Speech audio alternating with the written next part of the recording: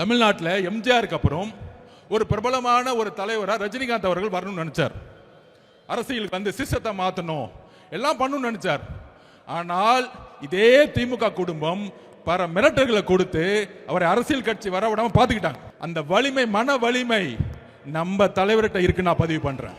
Sir, என்ன sir தைரியத்தை பத்தி இந்த பையனுக்கு என்ன சார் தெரியும்? இந்த பையனை மாதிரி ஒரு என்ன சார் தைரியம்? இந்த பையன் திமுகவில் குப்பை ஓட்டின பையன் சார்.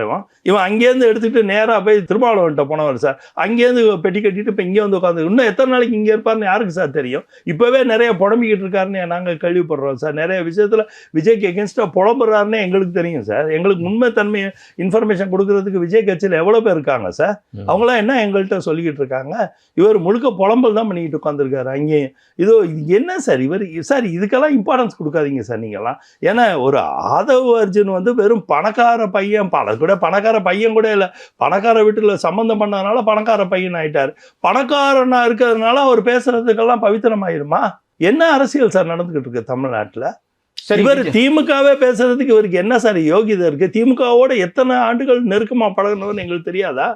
அவர் யாரோட திமுகவோட நெருக்கமா பழகல சார்? அவரு 10 இடத்துக்கு போறாரு சார். எதை தின்னா பித்தந்திரி அவருக்கு பிரச்சனை இருக்கு சார். அவருக்கு கொஞ்சம் சைக்காட்ரிக்கை போய் பார்க்க சொல்லுங்க சார்.